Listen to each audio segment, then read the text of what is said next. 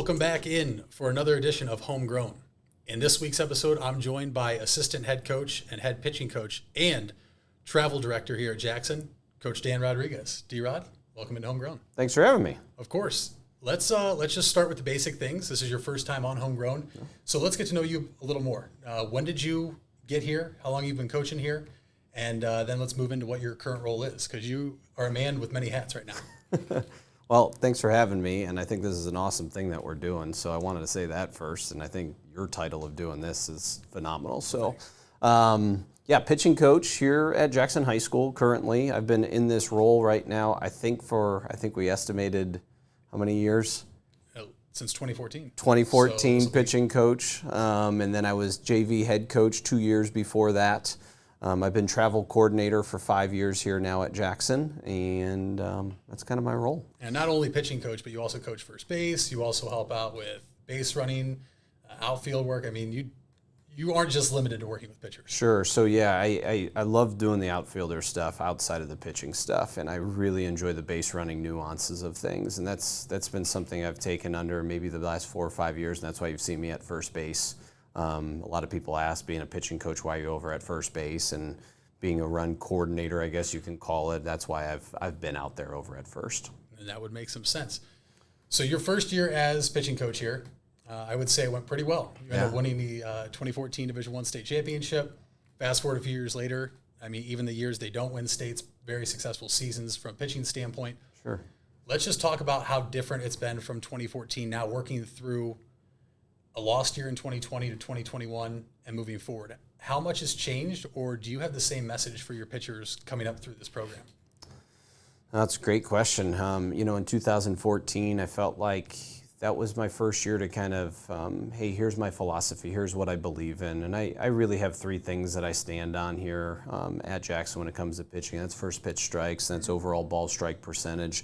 That's something called an A3P. So after 3 pitches, did we do one of 2 things? Did the ball get put into play, or do you have 2 strikes on the batter? And I think that just helps out the defense. And so first year coming in 2014, that was really my core of what I came in and really believed in. And so I would say that those 3 principles still hold true to this day. I think I've evolved around those 3 principles as the game has evolved. In 2014, we won a state title, and it was a very successful year, but we won off of a guy throwing 79 and a guy throwing 81, and now that's a change-up, and if you're only throwing 81, you're probably not playing, or at least that's the mentality. That doesn't bug me. We've had a pitcher a few years ago, Taylor Johnson, that I absolutely adored when he was here because he did not light up the radar gun, and he was one of the most effective pitchers I was ever around because he could put the ball wherever he wanted it to.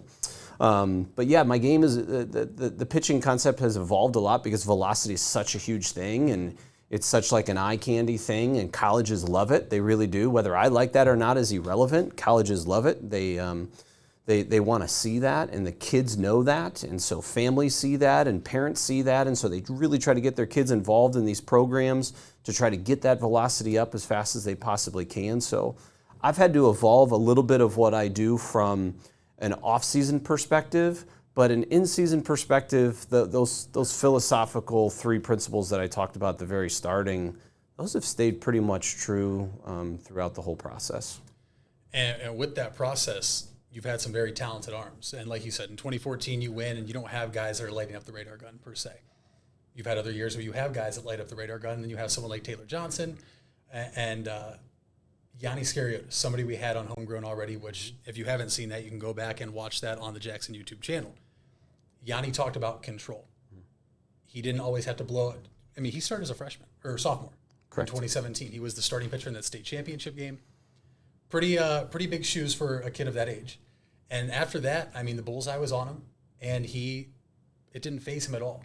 How do you get that from a kid like that, but being able to pass that on to other kids that maybe didn't get that opportunity as a sophomore on that stage? But do you have guys feed off, each other off of good outings, or is it something that you guys work on behind the scenes to have these kids' mentality to come up there and build and want to outdo somebody else? Sure. That's a great question. And I don't think I've heard this so far on this program, but our varsity gold team has been paramount to that whole idea of what you're talking about right now. And it gives them a taste against other varsity teams. They're not against other, varsity gold teams for the other programs. We're playing other varsity teams. And, Yanni, for instance, got that taste his freshman year, pitching a little bit on that varsity gold team. And I think that's why 2015 had so much success after the 2014 year, because those guys were all playing really good teams. They were playing a Solon team. They were playing,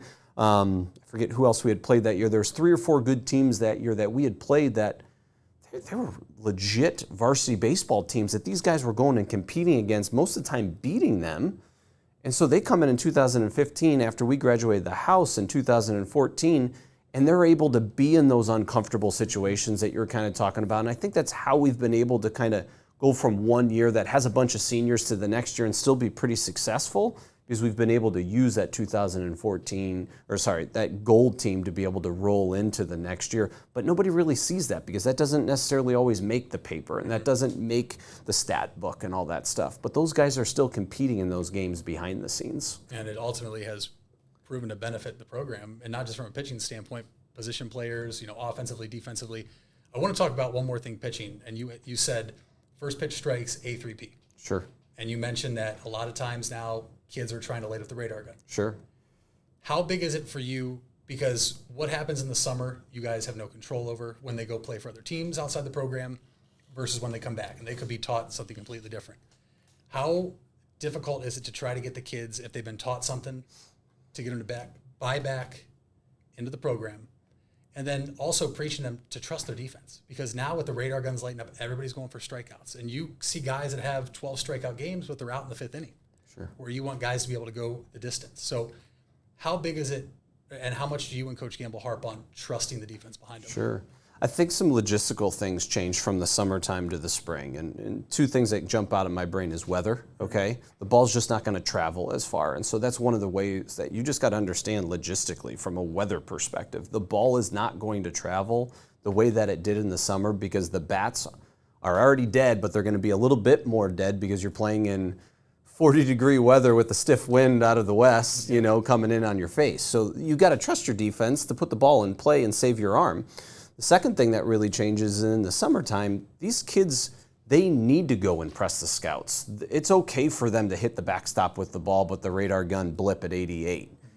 That's good in the summertime, whereas that's a run for us and a chance to lose a Federal League title. And so I just try to help my pitchers understand that difference of those 2 elements alone are a huge difference of what separates, I guess, summer from spring. So, yeah.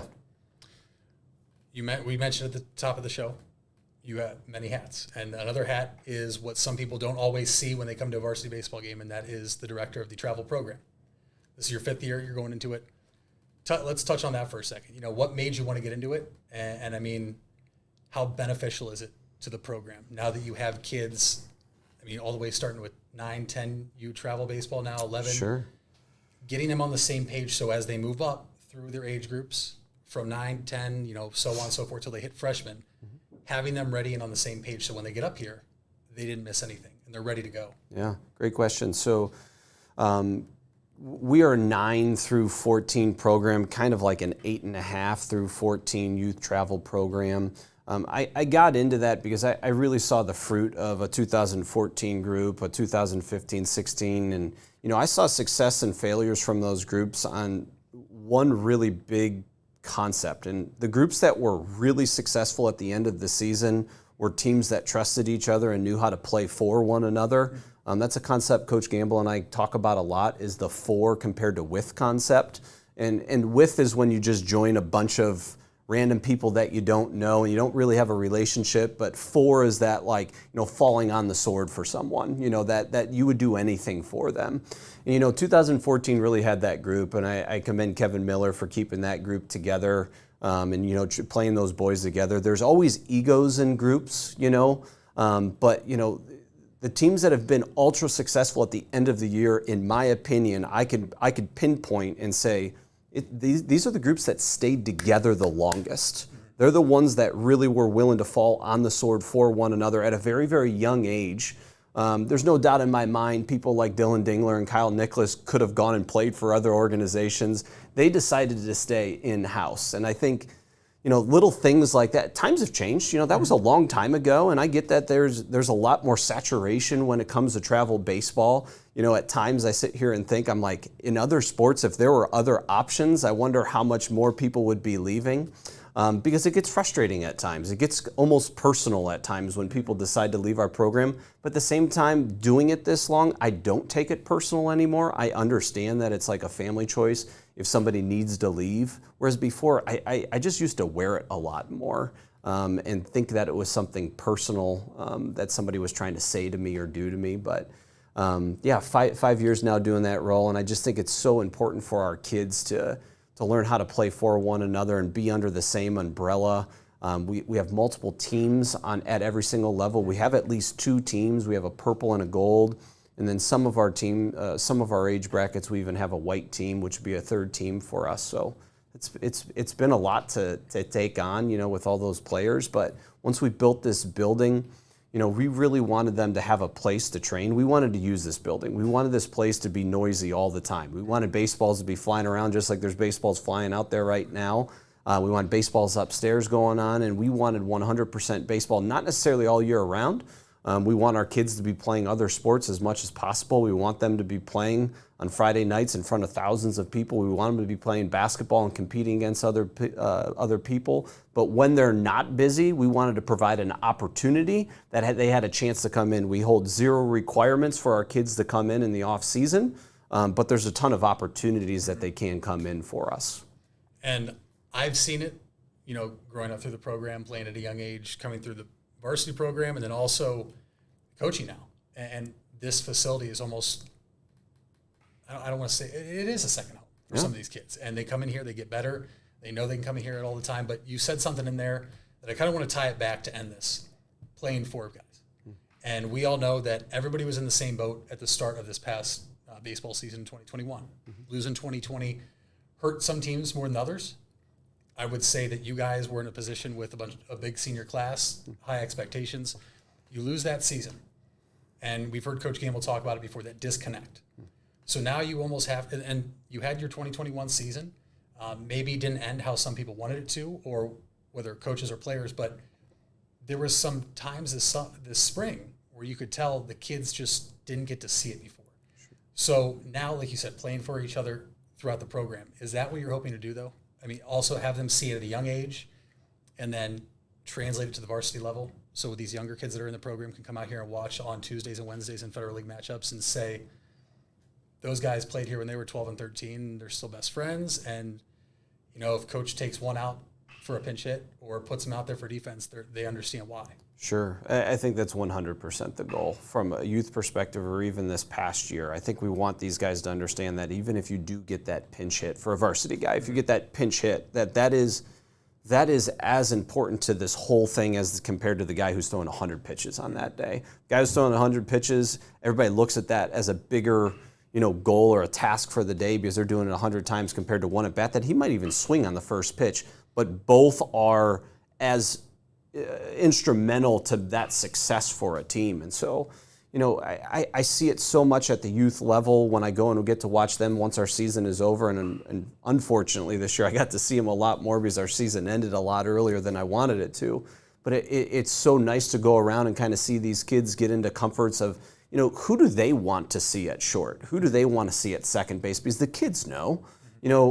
Sometimes parents will blame coaches, but the kids, if you really were to ask kids sometimes, they know who they want to play third or short or second or first. And it's not based on the coach's decision. It's based on what's best for the team. And I think that's all part of what we're trying to do with that 4 concept, is get these kids to understand why these kids are playing in certain spots. They get to see it their whole life, whereas sometimes a kid plays out of the program for a little while. They come back, somebody else has already developed at that position, maybe at a slower pace or a faster pace than that kid who was outside the program. And that kid who comes back in is kind of like, no, I'm the center fielder. And it turns into this awkward, well, this guy has been nails for us and has been doing an amazing job. You're gonna have to prove it. He's like, well, I've been proven it. And so once you're here, it's really easy to see all of that. And I think that's just the whole goal of keeping kids here in Jackson is we want each other to see it. We want the parents to see it. We want the coaches to see it. And it just really helps in the long run. And we've seen it with the track record of success. And hopefully we get to see that moving forward through the 2022 spring season and beyond. I want to thank you for hopping on this episode of Homegrown. I enjoyed it. Hope you did. And hope everybody out there watching this right now did as well. But with that being said, thank you once again. And this has been another episode of Homegrown. Stay on the lookout on the Jackson YouTube and Twitter page for a new episode dropping sometime next week. We'll see you when we see you.